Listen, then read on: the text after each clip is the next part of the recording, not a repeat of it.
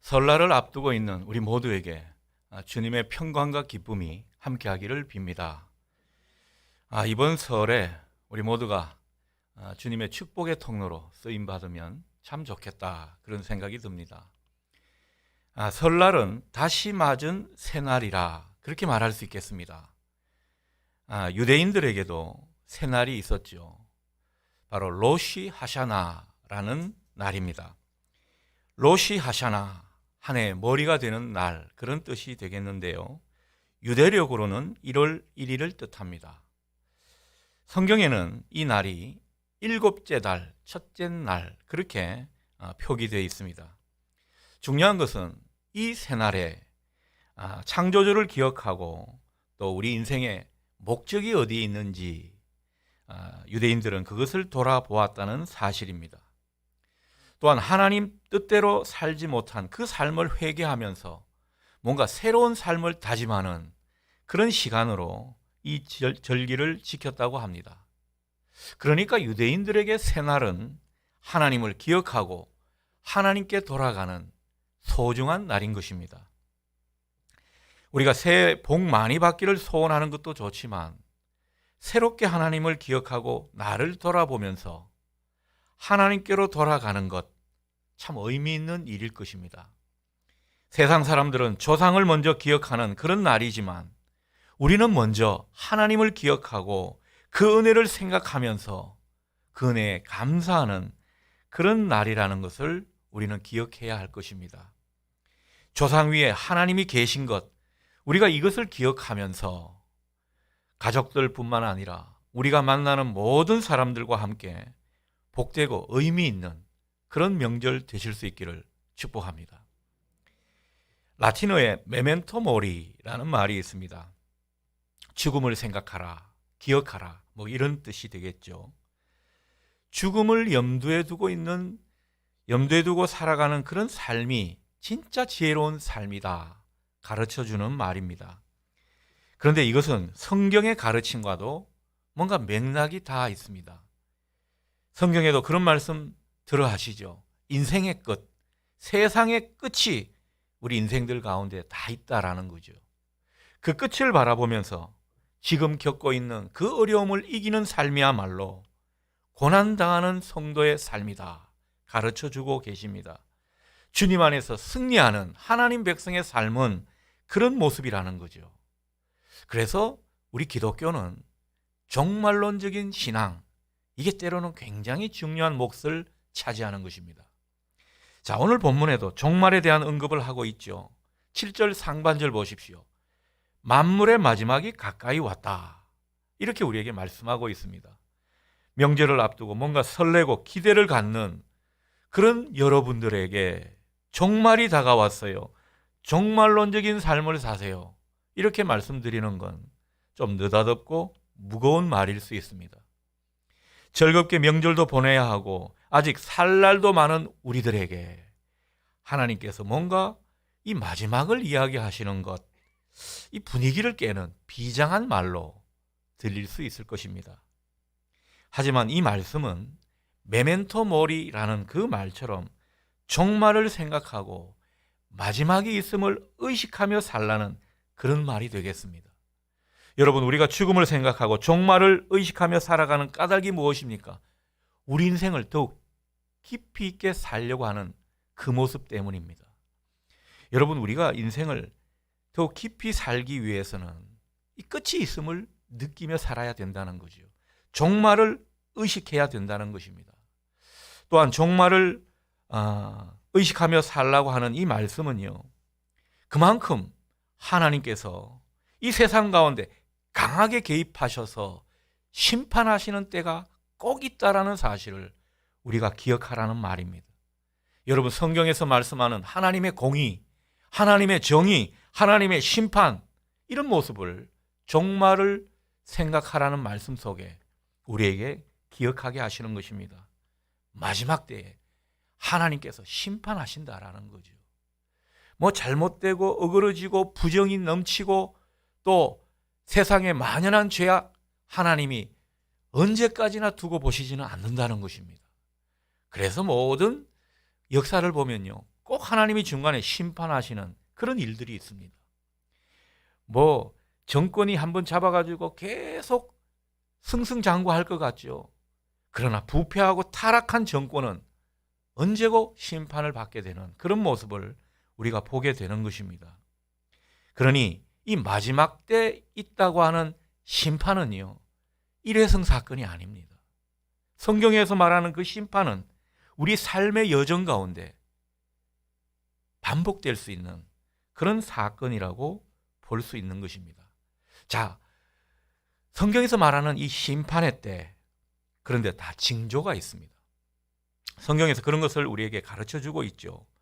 이런 징조가 나타날 때에는 하나님이 우리를 심판하신다, 종말의 때가 가까이 왔다, 이것을 기억하라는 그런 뜻이 되겠습니다. 성경은 이 징조들에 대해서 이렇게 표현하고 있죠. 그때에는 미혹하는 일들이 많다. 얼마나 사람의 영혼을 호리는 일들이 많아지는지 모른다라는 거죠. 사람들 사이에 난리가 나고 그 난리의 소문이 밖으로 나가게 된다라는 것입니다. 나라 간에 전쟁이 일어나고 기근과 전염병, 지진 같은 것이 있을 것이라고 분명히 예언하고 있습니다. 성경에서 말하는 이런 징조들을 생각해 보면 우리가 살고 있는 지금 이 세상은요, 확실히 성경에서 말하는 징조들이 많이 보입니다. 그러니 코로나의 거센 위협을 보면서 우리가 종말을 의식하고 뭔가 하나님 앞에 겸손히 살아갈 수 있다면 이 모습보다 중요한 모습이 없을 것입니다. 그러니 때로는 우리가 종말을 의식하며 살라는 이 말씀은 부담이 아니라 지혜로움으로 우리에게 다가올 수 있기를 축복합니다.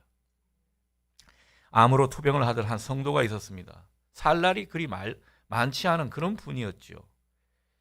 그런데도 그냥 그 자리에 주저앉아 있는, 누워서 사는 그런 모습이 아니었습니다. 남은 날이 얼마 되든지 간에 자기가 할 수 있는 일은 다 하는 그런 모습이었습니다. 암덩어리가 목구멍까지 차오르는 그런 상태였는데도, 이 소리가 나오지 않는 그런 모습이었는데도 자기를 찾아오는 사람들하고 대화하고 그 가운데 기뻐하며 감사하는 그런 모습이 많았습니다. 이분은 자기의 운명의 날이 축복의 날이 될 것을 믿고 사는 그런 분이셨습니다. 그러면서도 회한이 또 자기 속에 있기도 했습니다. 그래서 아들한테 자주 당부하게 됩니다. 아버지처럼 잘못 살지 말고 너는 하나님 잘 믿어서 잘 살라고 말이죠. 돈을 많이 벌려고 하지 말고 주의를 꼭 지켜라. 아마도 자기가 사업하느라 이 주의를 잘 못 지켰던 모양입니다. 그래서 자기가 체험한 신앙을 자식에게 아주 잘 가르쳐주면서 신신당부하는 모습입니다. 이렇듯 살 날이 얼마 남지 않아 종말을 의식하는 사람은요, 확실히 신앙이 다릅니다. 그 삶의 빛깔이 다르다는 거죠. 여러분, 우리가 때로는 내 고집을 그대로 살리면서 살고, 때로는 하나님 앞에 뻔뻔한 모습으로 욕심내고 이기적으로 아등바등 살아가는 이 모습은 왜 그런 것일까 생각해 보면요, 아직도 나에게 살 날이 많이 있구나 착각해서 그런 것입니다. 여러분, 우리가 살 날이 앞으로 얼마 남지 않았다는 그런 어떤 종말의 의식을 가지고 살라고 오늘 주님께서 우리에게 당부하고 계십니다. 그래야 인생을 깊이 있게 살고, 그래야 우리 인생에 지혜로움이 더해진다는 것입니다. 자, 오늘 본문 7절 하반절 말씀 우리에게 이렇게 당부하고 계십니다. 그러므로 너희는 정신을 차리고 근신하여 기도하라. 먼저 이 말씀을 우리에게 당부하십니다. 저는 이 말씀 속에서 특히 정신을 차리라, 이 말에 정신을 차리게 됩니다.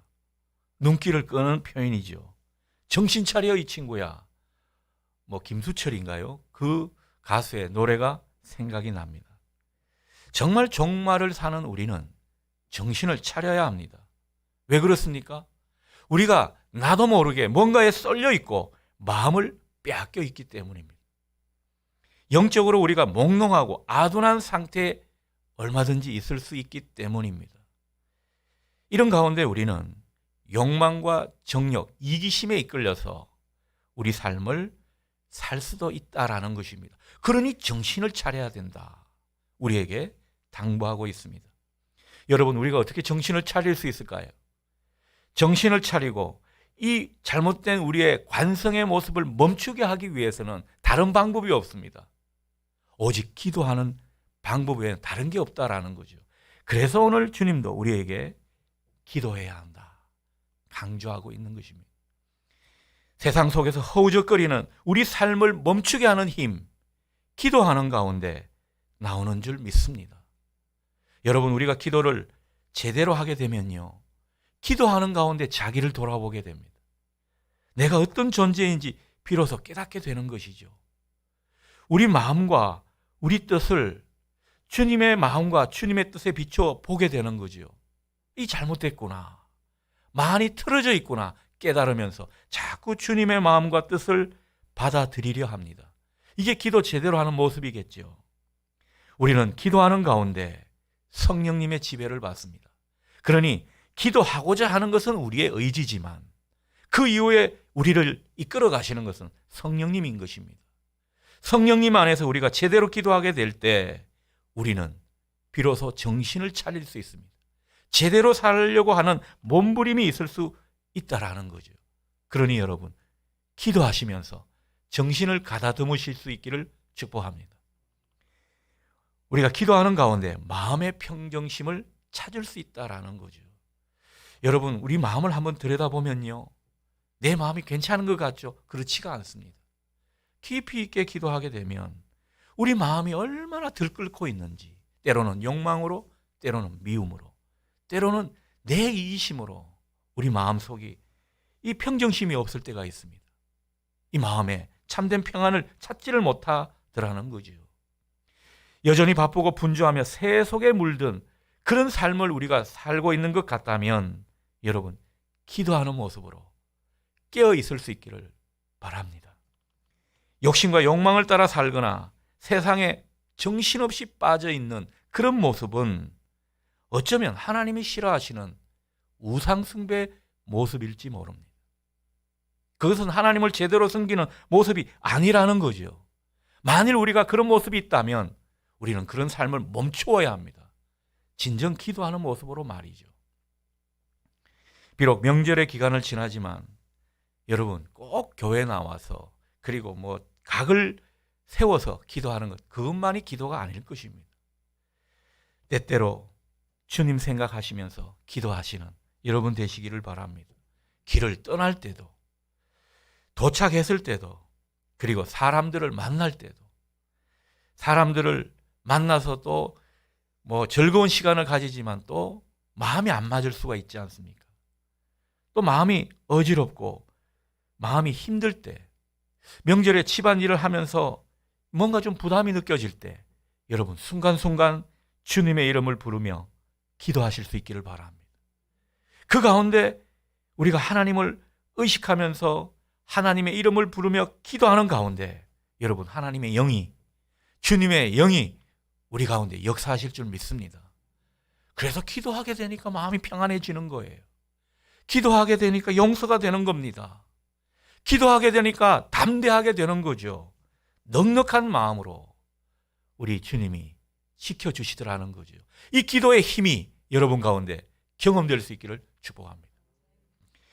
자, 근데 우리가 종말을 의식하는 삶은 무엇보다 사랑을 실천하는 때라고 우리에게 가르쳐주고 계십니다. 그래서 8절 상반절은 우리에게 이렇게 권면하죠. 무엇보다도 뜨겁게 사랑하라. 이 말은 오늘 설교 제목이기도 합니다. 마태복음 24장 12절에서 주님은 종말의 때, 마지막 때의 특징 중 하나를 말씀하고 있습니다. 그것은 다른 게 아니라 그때에는 불법이 성함으로 많은 사람들이 사랑이 식어질 것이다. 주님의 이 예언의 말씀은요, 그대로 이 시대에 이루어지는 것 같습니다.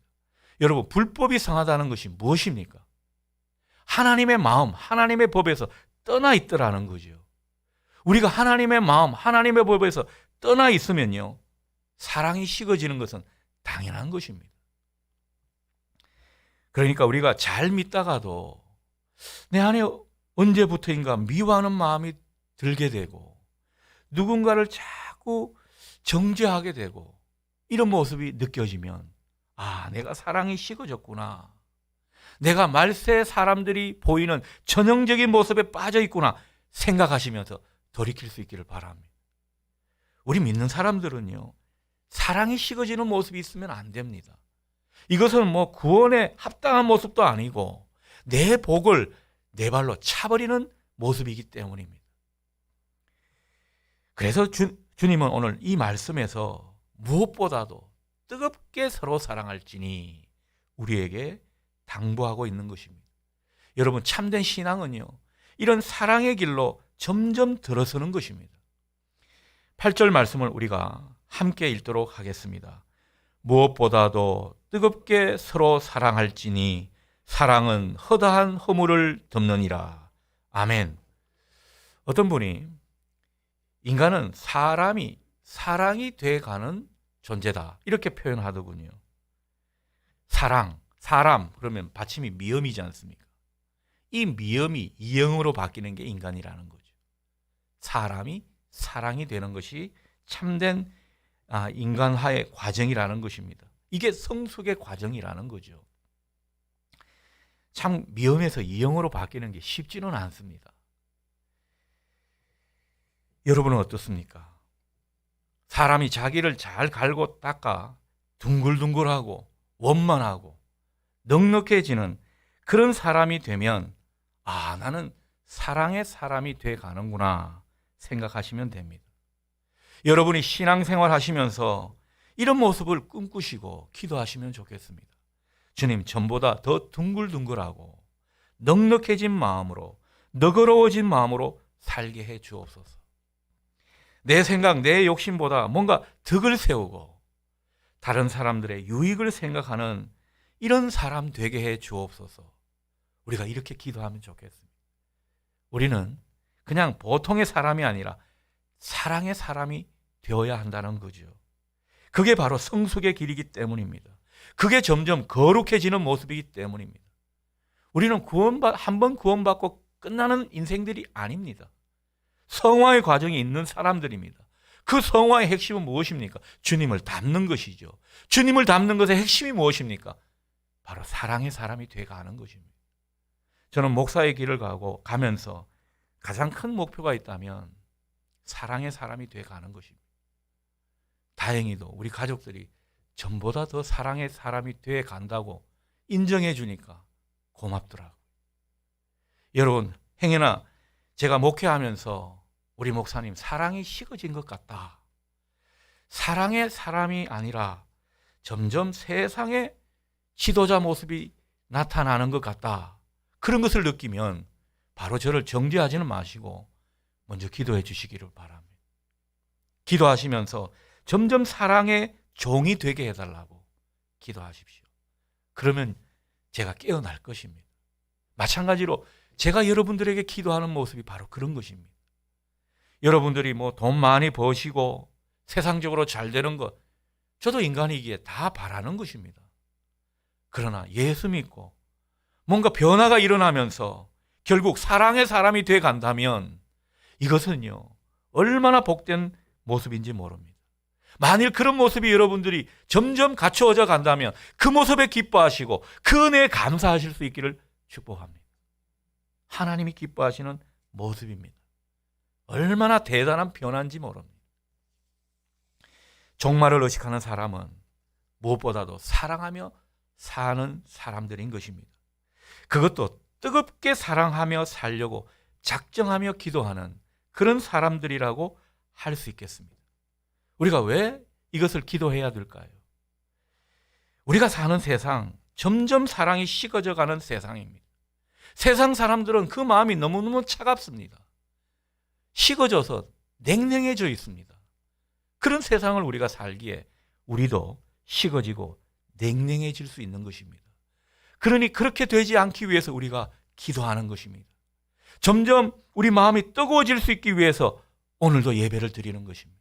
하나님께 가까이 나오는 이유가 바로 그런 것 아니겠습니까? 우리가 봉사와 섬김으로 자꾸만 그 사랑을 연습하고 있는 것입니다. 때로는 이게 잘 안 되니까 여기 십자가를 바라보면서 주님의 깊은 사랑을 찾기도 하는 것입니다. 그러면서 우리도 모르게 우리 안에 예수님의 심장이 벌떡벌떡 뛰는 사람 되게 해달라고 우리도 모르게 간구하고 있는 것이죠. 우리 존재가 이런 모습이 되는 것이 주님이 소원하시는 바라고 생각이 듭니다. 여러분, 말세에 예수 잘 믿는 사람 특징이 무엇이겠습니까? 내 안에 주님의 심장이 벌떡벌떡 뛰는 사람인 것입니다. 점점 그 사랑이 뜨거워지는 그런 사람인 것이죠. 그러면서 기꺼이 사랑의 손길을 펼치는 모습, 이게 예수 잘 믿는 사람의 모습일 것입니다. 이번에 우리 교회가 참 부끄럽지만 어려운 가운데서도 한 60개 정도의 명절 선물 세트를 나누어 드렸습니다. 교회 어르신 성도들, 우리 아파트 상가 관리원들, 그리고 우리 교회가 돕고 있는 미자립 교회 목사님들, 그분들에게 나눠주는 까닭은 다른 게 아닙니다. 바로 이 사랑을 우리가 확인하고 실천하고자 하는 것입니다. 주님, 우리가 사랑의 교회가 되게 해달라고 몸부림치는 모습일 것입니다. 여러분, 예수 믿는 사람은요, 늘 이 가슴이 데워져 있어야 합니다. 이것이 식어져 있으면 여러분 소스라치게 놀라십시오. 내 안에 예수님의 심장이 뛰는 것을 확인해야 합니다. 예수님의 피가 돌고 있는지 우리는 그것을 볼 수 있어야 합니다. 이것을 확인하고 이것을 제대로 느끼며 살아갈 때 우리는 심판의 때 하나님께서 우리를 진짜 예수 믿는 사람으로 인정하게 되실 것입니다. 우리는 하나님께로부터 인정받는 그런 사람이 될 수 있다라는 거죠. 여러분, 우리가 믿는 하나님은요, 우리의 겉모습을 보고 판단하지 않습니다. 우리의 속 사람을 보십니다. 얼마나 예수님과 가까우냐, 그 속에 예수님의 심장이 뛰고 있느냐, 이것을 보신다는 사실을 여러분 기억하시면 좋겠습니다.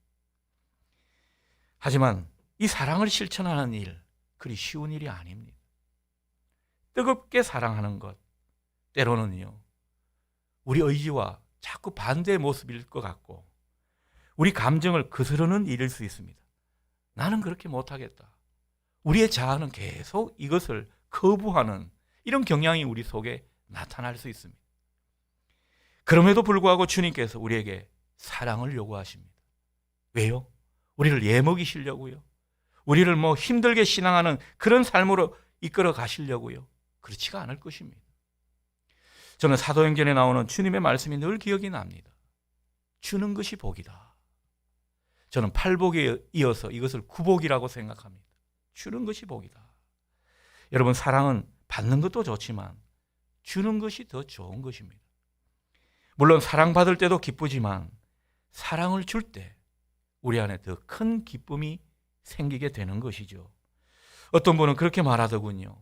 자기가 누군가에게 사랑의 마음으로 조그만 것이라도 주게 될 때 그 기쁨이 이렇게 큰지 새삼 느끼게 된다, 그런 말을 하더군요.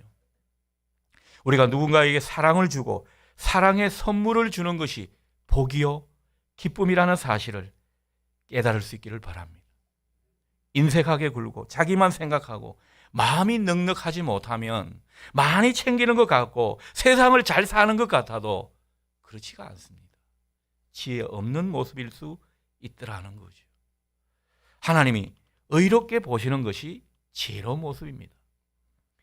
더군다나 남의 허물을 보면서 그것을 자꾸 덜추어내는 사람은 잘못 사는 인생이라고 말할 수 있습니다. 여러분, 사랑 없는 모습이고요, 제대로 된 신앙의 모습이 아닐 수 있습니다. 그러니 이 모습을 늘 경계해야 하는 것입니다. 8절 하반절 보십시오. 무슨 말씀을 우리에게 하고 있습니까? 얘들아, 사랑이 뭐냐? 허물을 덮어주는 것이다. 허물을 덮어주는 것이 사랑이라고 우리에게 가르쳐주고 있습니다. 우리가 다른 사람의 허물과 잘못, 때로는 들추어내고 싶은 것이 인지상정입니다. 그것을 따지고 묻고 싶고 그래서 내가 옳은 것을 증명하고 싶은 것이 사람의 보통의 모습이라는 거죠.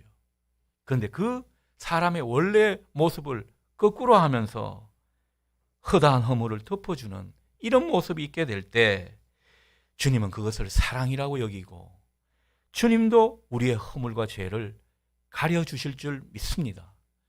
우리를 의롭게 여긴다는 말씀인 것입니다. 허물의 사함을 받고 그 죄가 가려진 자는 복이 있도다.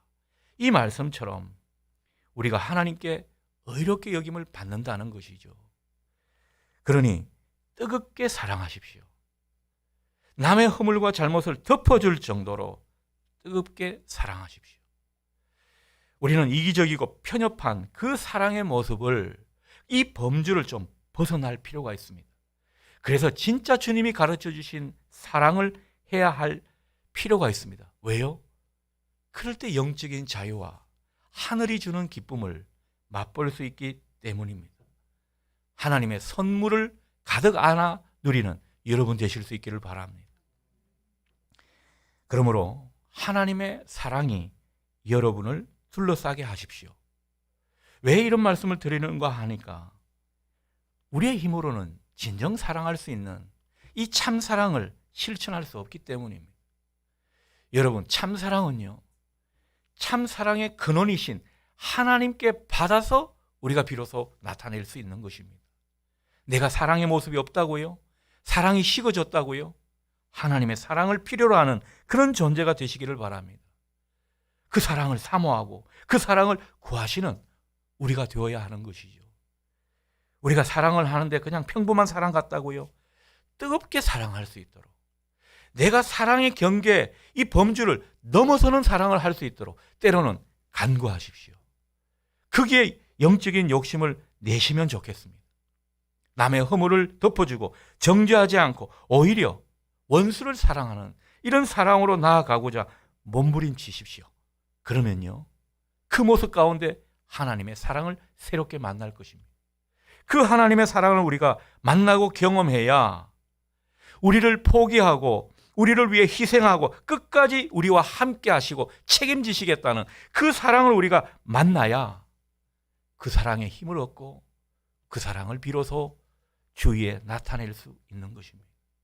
그러니 여러분, 정말 주님의 사랑을 소원하는 이 기도를 차곡차곡 드리실 수 있기 바랍니다.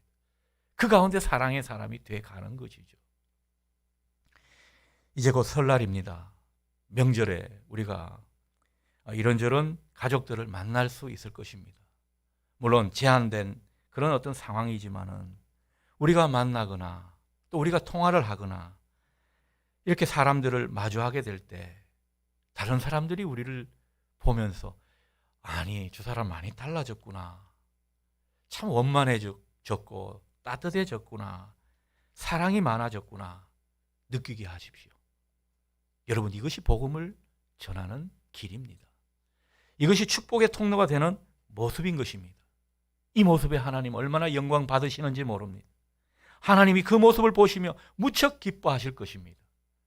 언제나 말씀드리지만 하나님이 기뻐하시면 그 모습은 다 우리에게 복이 될 것입니다.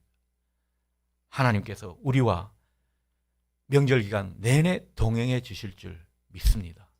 아멘.